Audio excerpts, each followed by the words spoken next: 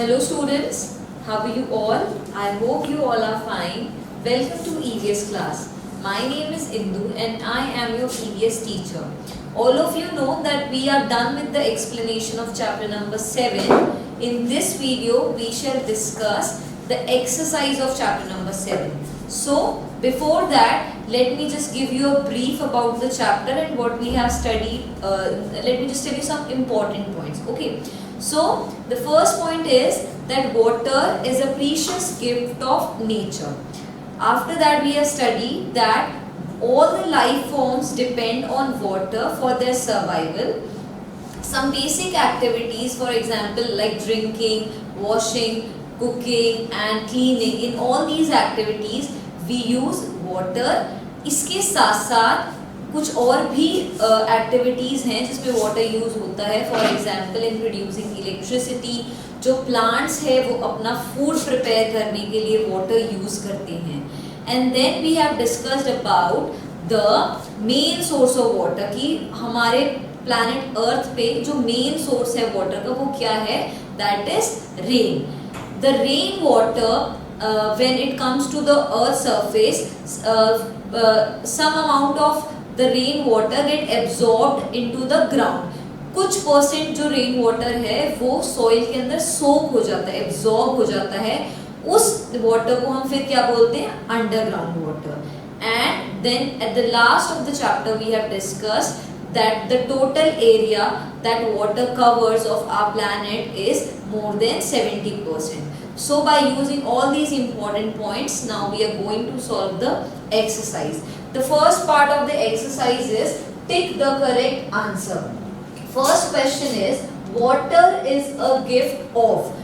Right from the first line of the chapter, which is water is a precious gift of nature. So the answer will be nature. Nature हमें एक important, एक precious gift nature ने हमें दिया, which is water. The next question is water is used for. We are given 3 options here, जिसमें से हमें बताना है कि वाटर किस चीज में यूज होता है.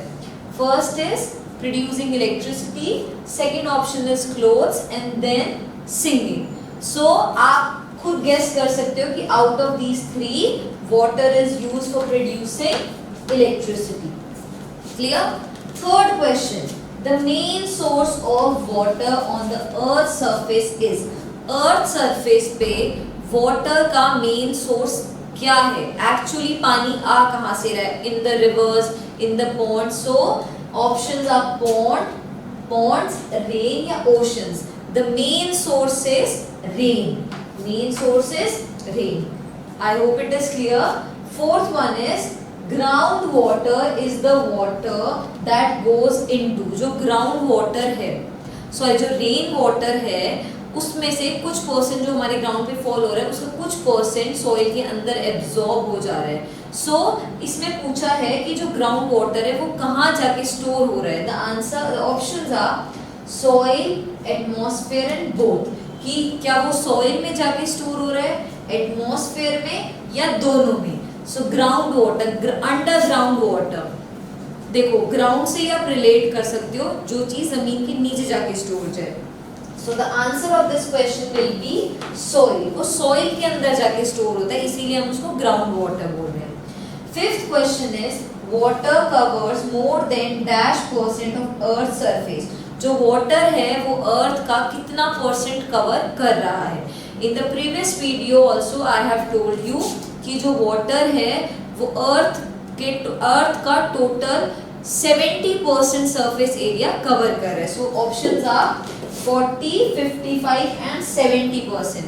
The answer of this question will be 70%. Okay, so the next question is fill in the blanks. First part is in dash season the snow और ग्लेशियर्स मेल्ट. यहाँ पे पूछा गया है कि कौन से सीजन में जो ग्लेशियर्स या जो स्नो है, बर्फ है, वो पिघलती है. मैंने आपको बताया है कि जब वाटर वेपर की फॉर्म में कन्वर्ट होकर ऊपर जाता है और उसके बाद जब उसमें कूलिंग होती है और वो दोबारा से नीचे आता है, तो ऐसी जगह जहाँ पे बहुत ठंडा इलाका है वो वाटर में ना कन्वर्ट होकर सीधे स्नो में कन्वर्ट हो जाता है.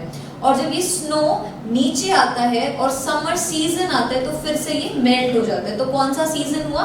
Summer season. तो समर सीजन में जो ग्लेशियर्स है वो मेल्ट होते हैं। Next question is, in dash regions water vapours fall in the form of snow.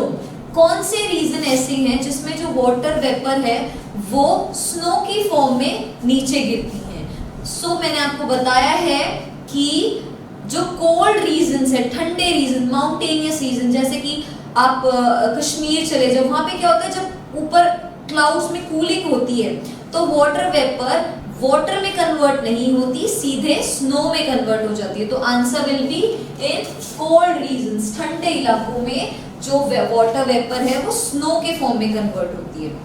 Third question is, the water of dash and dash are salty. आपको दो water bodies बतानी है जिनका पानी नमकीन होता है। तो जब आपने पॉल्यूटेड वाटर पॉल्यूशन पढ़ा था तो भी मैंने आपको बताया था कि अर्थ सरफेस में टोटल 70% एरिया कवर्ड है वाटर से, उसमें आप पूरा पानी भी आपके लिए ड्रिंकेबल नहीं है आउट ऑफ दैट 70%, क्योंकि जो 70% वाटर है उसका ज्यादातर पार्ट क्या है? सॉल्टी। तो वो दो वाटर बॉडीज जिसका पानी नमकीन होता है वो क्या है?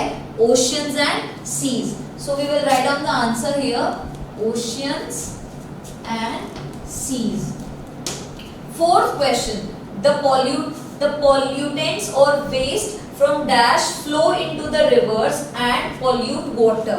कि कहाँ जो pollutants है कहाँ से वो डिस्चार्ज हो रहे हैं, कि कहाँ कौन से एरिया के वो pollutants है जो आके फिर वाटर बॉडीज में डिस्चार्ज हो रहे हैं, किसका वो वेस्ट प्रोडक्ट है जो कि वाटर को पोल्यूट कर रहे हैं। तो आपके पास यहाँ पे दो ऑप्शंस है कि हाउसेज जो हैं, हमारे जो हाउसेज हैं उनका भी जो वेस्ट मटेरियल है वो डायरेक्टली वाटर बॉडीज में डिस्चार्ज होता है, प्लस जो फैक्ट्रीज हैं उनका भी जो वेस्ट मटेरियल है, केमिकल्स हैं, फर्टिलाइजर्स है, वो भी वाटर में डिस्चार्ज होते हैं जिससे वाटर पोल्यूट होता है।